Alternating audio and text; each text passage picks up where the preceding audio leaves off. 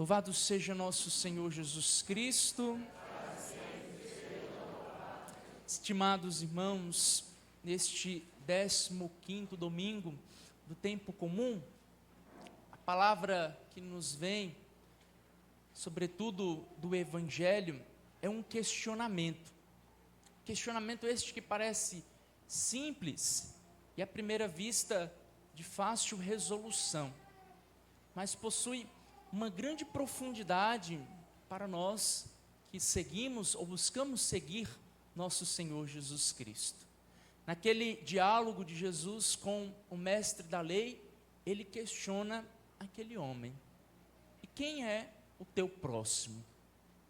Esta pergunta, ela vai perpassando este evangelho. Se nós percebermos também, ela adentra na primeira leitura, cuja qual nós escutamos no livro do Deuteronômio, o relato de como nós devemos amar a Deus e como nós devemos amar o próximo. E nesta inquietação de respondermos esta pergunta, nós percebemos que aquele mestre da lei, ele não queria a resposta de Jesus. Ele queria se justificar diante da sua facilidade de vida em não fazer a caridade, em não agir com misericórdia, em não amar o outro, mas somente seguir a lei pela lei. E aqui nós caímos em um mal muito grande do nosso século. Pessoas que vivem uma religião sem Deus. Pessoas que vivem uma religiosidade sem Deus. Pessoas que não se comprometem com o Evangelho. Não estão nem aí para a boa nova da salvação. Pensam somente em cumprir o seu preceito, em cumprir a regra de vida, cumprir aquilo que muitas vezes lhe é imposto.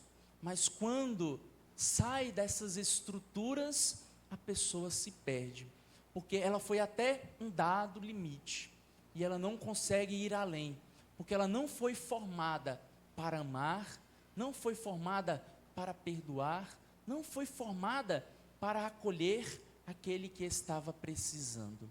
E o próximo é este, aquele que precisa de mim. O próximo não é aquele que está ao meu lado, não é aquele que convive diariamente comigo. O próximo é aquele que eu preciso encontrar, ou quando eu encontro nas dificuldades. Há uma grande diferença entre a proximidade para o povo judeu e a proximidade para o povo cristão. No judaísmo, ser próximo é reconhecer aquele que está ao meu lado, como o mestre da lei respondeu muito bem a nosso Senhor Jesus Cristo. Para o cristão, ser próximo é dar a vida pelo outro. Jesus nos ensinou a isso. O maior no reino dos céus é aquele que dá a vida, é aquele que serve, é aquele que sai de si mesmo para ir ao encontro do outro. Se nós pegarmos a experiência dos santos, sobretudo dos mártires, nós vamos ver que eles e elas foram homens e mulheres que cumpriram muito bem o preceito cristão, de se aproximar do próximo para dar a vida, para ofertar aquilo que tinha em favor daquele que necessitava de algo. Há um santo muito querido, chamado São Maximiliano Maria Kolbe. Este homem trocou a sua vida por um pai de família em um campo de concentração nazista.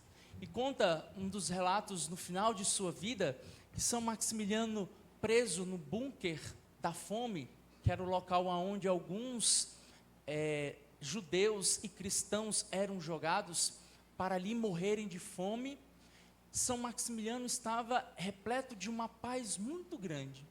E os companheiros que estavam com ele ali naquele local diziam que aquele homem, Maximiliano, tinha uma paz tão grande, uma liberdade tão profunda, que os nazistas que estavam lá fora, esperando que ele morresse, não carregavam aquela paz, não tinham aquela alegria que ele tinha naquele local isolado.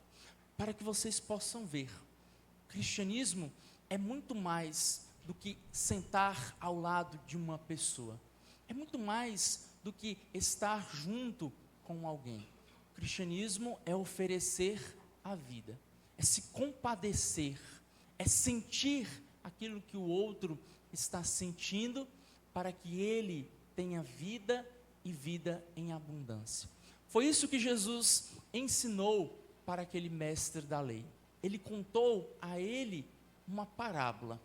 E esta parábola é muito conhecida por nós, parábola do bom samaritano.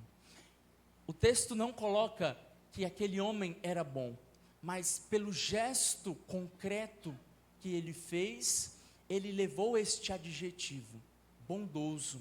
Ele não era um samaritano qualquer, mas ele era o bom samaritano.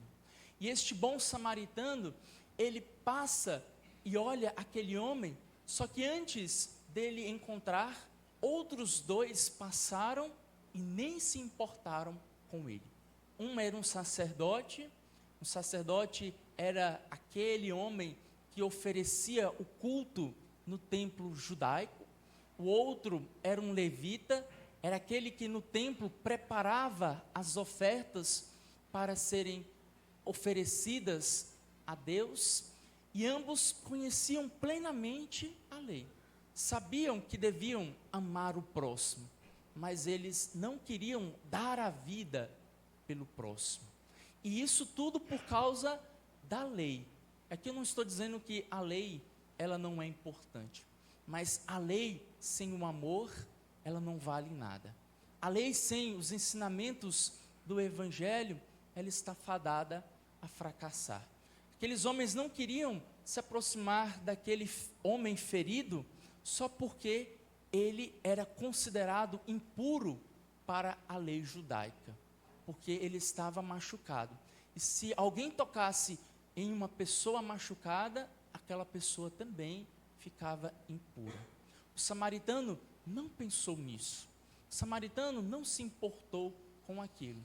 Ele conhecia a lei, mas era desprezado por aqueles que conheciam a lei.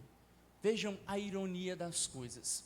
Conhecia a lei, mas ele era desprezado por aqueles que conheciam a lei, que tinham todo o conhecimento em sua cabeça. Nós temos que tomar muito cuidado, porque o Evangelho, ele é para ser vivido nas suas particularidades, seja nas dores do outro, seja também nas alegrias que ele contempla. Precisamos olhar para aquele que passa necessidade, para aquele que sofre, com o olhar de nosso Senhor Jesus Cristo. Seremos reconhecidos como verdadeiros discípulos se fizermos isso. Não se sentarmos ao lado do irmão que está aqui no banco da igreja, ou em outra igreja, ou em um grande encontro que aglomera muitos católicos. Mas a diferença do cristão é quando ele precisa doar a sua vida pelo outro. Certa vez, em um encontro que eu participava, um professor, ele nos questionou qual era o horário mais importante da sua comunidade. E aí muitos padres começaram a dizer, 7h30 da manhã, 8 horas, 19 horas, 19h30. Então o professor perguntou, por que esse é o horário mais importante? Não, padre, é porque este horário é o horário que tem o maior número de pessoas na minha comunidade. A paróquia está lotada, tem números fiéis. Então ele disse, o horário mais importante na sua comunidade é quando as pessoas precisam de você, sacerdote. Quando você está doente, quando aquela pessoa está precisando de uma oração, de uma bênção, e por aí vai. Você, sacerdote, ele dizendo, será lembrado na sua comunidade, não pelas homilias bonitas, não pelas 2, 3, 4 mil, 5 mil pessoas na sua comunidade, mas pelo bem que você fez. Aquilo ficou no meu coração. Como cristão, antes de ser padre, eu penso, o bem que eu faço é muito maior do que aquilo que eu prego, das pessoas que eu acompanho, das multidões que estão por aí nos vários templos católicos. O bem que nós fazemos, que aquele samaritano fez e que aqueles outros não foram capazes de fazer, é aquilo que nos diferencia. Não devemos somente nos preocupar em como o mal cresce, em como as coisas do mundo se tornam presentes. Nós precisamos nos preocupar com o bem que nós precisamos fazer, com a pessoa que nós precisamos ajudar, com aqueles que nós precisamos nos encontrar. Jesus encerra este evangelho fazendo com que aquele homem saia de si e faça aquilo que ele orientou que deveria fazer: doar a sua vida pelo outro. Não se importar com uma lei que proíbe de amar, com uma lei que nos impede de sermos misericordiosos, com uma lei que não nos olha nos olhos. Peçamos a Jesus, nesta Eucaristia, que Ele nos faça reconhecer o bem que nós precisamos fazer, o amor que nós precisamos depositar para com o outro. Talvez você, irmão, irmã, fechou os olhos, virou o rosto para alguém que estava precisando. É preciso voltar ao caminho do Senhor e reconhecer que precisamos fazer o bem.